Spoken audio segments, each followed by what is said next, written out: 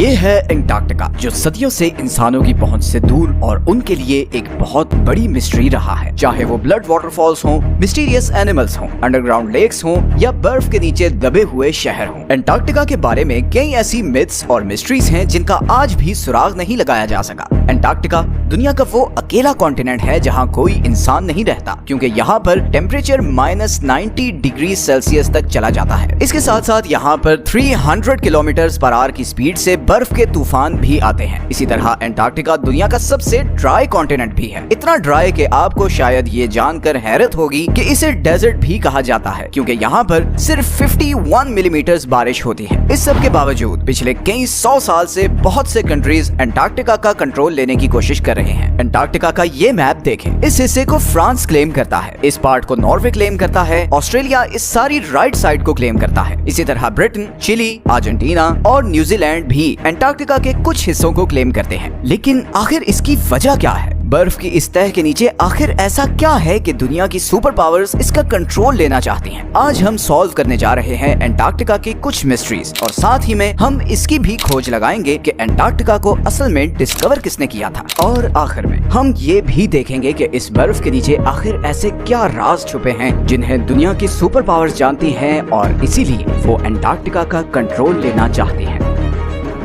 Antarctica किसने discover किया? Depends on who you are asking. Britishers कहते हैं कि एंटार्क्टिका उन्होंने डिस्कवर किया था, जबकि रशियंस कहते हैं कि सबसे पहले उन्होंने यहाँ कदम रखा था। लेकिन एंटार्क्टिका का जिक्र आज से कई हजार साल पहले ग्रीक फिलोसोफर एरिस्टोटल ने किया था, जब उसने कहा कि जमीन गोल है और नॉर्थ और साउथ पोल एक दूसरे के मिरर इमेजेस हैं। 2021 में रॉयल सोसाइटी ऑफ न्यूजीलैंड की एक स्टडी पब्लिश हुई, जिसमें ये कहा गया कि इधर ऑस्ट्रेलिया के पास पोलिनेशियन आइलैंड्स पर रहने वाले माओरी लोग शायद पहले इंसान थे जो 7वीं सदी में एंटार्क्टिका पहुंचे थे, क्योंकि उनकी पुरानी कहानियों में एक ऐसे बर्फीले कॉन्टिनेंट का जिक्र मिलता है जो जमीन की सदर्न साइड पर है। खैर, रिकॉर्डेड हिस्ट्री में ब्रिटिश ऑफिसर जेम्स कुक वो पहला यूरोपियन था जो एंटार्क्टिक सर्कल क्रॉस करके इधर एंटार्क्टिका के पास पहुंचा। लेकिन वो अभी एंटार्क्टिका से 130 किलोमीटर दूर ही था कि उसने अपनी शिप वापस मोड़ ली, क्योंकि उसे एंटार्क्टिका तो नजर नहीं आया, मगर पानी में तैरते हुए आइसबर्ग्स जरूर नजर आए, और समुद्र के तेवर ऐसे थे कि शिप को आगे लेकर जाना बहुत खतरनाक था। इसीलिए जेम्स कुक ने कहा था कि इस सदर्न कॉन्टिनेंट तक पहुंचना इतना खतरनाक है कि शायद ही कभी कोई इंसान यहाँ तक आए। कैप्टन कुक के बाद और भी बहुत से लोगों ने एंटार्क्टिका डिस्कवर करने की कोशिश की, मगर वो कामयाब नहीं हो सके। फिर 19वीं सदी के आते ही इकोनॉमिक डोमिनेंस के लिए कंट्रीज के बीच एक कंपटीशन शुरू हो गया। दुनिया अब एक न्यू वर्ल्ड ऑर्डर की तरफ बढ़ रही थी। रिसोर्सेज और नए ट्रेड रूट्स डिस्कवर हो रहे थे, इंडस्ट्रीज लग रही थी। हर कंट्री आने वाली नई सदी में सुपर पावर बनना चाहता था, और इसीलिए एक्सप्लोरेशंस उरूज पर थी। ऐसे में 1819 में रशियन एम्पायर ने रशियन एक्सप्लोरर फेबियन वॉन बेलिंग्सहाउसन को ये टास्क दिया कि वो पूरी दुनिया के गिर्द चक्कर लगाए और नई कंट्रीज और कॉन्टिनेंट्स डिस्कवर करे। 1820 में फेबियन ने कैप्टन कुक की प्रेडिक्शन गलत साबित की और यहाँ सदर्न ओशन में पहुंचकर एंटार्क्टिका को बहुत करीब से देखा। गो कि उसने एंटार्क्टिका पर कदम नहीं रखा था, मगर उसे मॉडर्न हिस्ट्री का वो पहला इंसान कहा जाता है जिसने एंटार्क्टिका को देखा था। फिर 1900 से 1920s के बीच बहुत से एक्सप्लोरर्स ने एंटार्क्टिका का रुख किया। British explorer Robert Falcon Scott 1911 में अपनी टीम के साथ एंटार्क्टिका पर उतरा और तकरीबन 400 माइल्स तक आगे गया, मगर फिर खराब मौसम और भूख की वजह से उसे वापस पलटना पड़ा। लेकिन वापसी का ये सफर बहुत ही भयानक साबित हुआ। स्कॉट और उसकी टीम सख्त सर्दी और बर्फानी तूफान में फंस गए और इन सब की मौत हो गई। फिर वर्ल्ड वॉर 1 के बाद बहुत सी कंट्रीज ने यहाँ अपनी टीम्स भेजी और इस कॉन्टिनेंट को क्लेम करने की कोशिश की। 1939 में हिटलर के कहने पर जर्मन एयरफोर्स ने यहाँ नाजी फ्लैग्स भी गिराए ताकि इस एरिया को नाजी जर्मनी के कंट्रोल में दिखा सके। वर्ल्ड वॉर 2 के बाद बहुत सी कंट्रीज ने यहाँ अपने रिसर्च स्टेशन सेटअप किए और यहीं से फिर एंटार्क्टिका के बारे में मिस्टीरियस डिस्कवरीज होना शुरू हुई। सबसे पहली और बड़ी मिस्टीरियस डिस्कवरी ये है कि किसी जमाने में एंटार्क्टिका पर बर्फ नहीं बल्कि घने जंगल थे। इंपीरियल कॉलेज ऑफ लंदन के साइंटिस्ट्स के मुताबिक उन्हें यहाँ फॉसिलाइज्ड वुड मिली, जिससे पता चलता है कि करीबन 90 मिलियन ईयर्स पहले एंटार्क्टिका एक गर्म कॉन्टिनेंट था जहाँ पर घने जंगल होते थे। इसके अलावा उन्हें यहाँ कुछ ऐसे इंसेक्ट्स के फॉसिल्स भी मिले जो सिर्फ गर्म इलाकों में होते हैं। एंटार्क्टिका के बारे में दूसरी बड़ी और मिस्टीरियस डिस्कवरी ये थी कि इस 3 किलोमीटर की बर्फ के नीचे 400 लेक्स हैं जिनका अपना ही इकोसिस्टम है। वहाँ पर ऐसे समुद्री जानवर हैं जो पूरी दुनिया में कहीं नहीं होते, जैसे ये बड़े बड़े स्पाइडर्स और सी थ्रू जेलीफिश। ये ये बर्फ के नीचे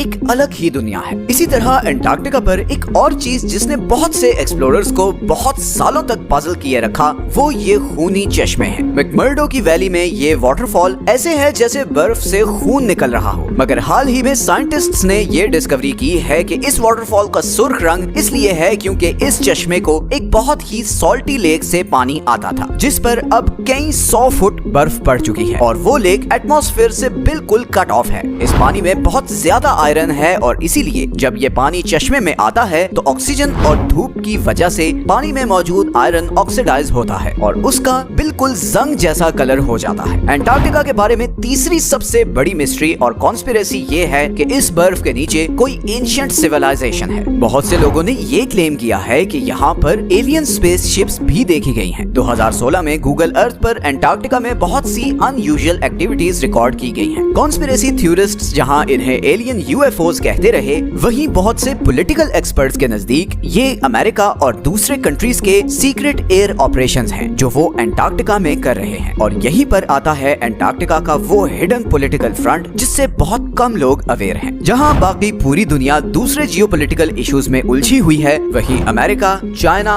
और सोवियत यूनियन अग्रेसिवली एंटार्क्टिका पर एक्सपेडिशंस भेज रहे हैं। इनफैक्ट चाइना ने तो वहां अपने मल्टीपल रिसर्च स्टेशन सेटअप किए हैं। 1959 की एंटार्क्टिक ट्रीटी के मुताबिक कोई भी कंट्री एंटार्क्टिका में साइंटिफिक इन्वेस्टिगेशंस कर सकता है, बस उसे इन स्टडीज का रिजल्ट सब कंट्रीज के साथ शेयर करना होंगे। 1992 में यूएस जियोलॉजिकल डिपार्टमेंट के सर्वे में ये डिस्कवरी सामने आई कि एंटार्क्टिका में 500 बिलियन बैरल्स के नेचुरल गैस और ऑयल के रिजर्व्स हैं, लेकिन चाइना और ये दूसरे कंट्रीज इस ऑयल और गैस के लिए एंटार्क्टिका में इंटरेस्टेड नहीं है। बल्कि हाल ही में एंटार्क्टिका में बहुत ही बड़ी क्वांटिटी में नियोडिमियम, प्रेसियोडिमियम, टर्बियम और डिस्प्रोसियम जैसे रेयर अर्थ मिनरल्स के रिजर्व्स डिस्कवर हुए हैं। ये वो मिनरल्स हैं जो सारी इलेक्ट्रॉनिक डिवाइसेस में यूज होते हैं और क्योंकि दुनिया का फोकस अब ऑयल और गैस से हटकर इलेक्ट्रॉनिक डिवाइसेस को पावर करने वाले एनर्जी रिसोर्सेज की तरफ जा रहा है, तो इन मिनरल्स की डिमांड ऑयल और गैस से भी ज्यादा है। इलेक्ट्रिक कार्स और आयन बैटरीज ही अब फ्यूचर हैं और फ्यूचर को कंट्रोल करने की ये रेस ही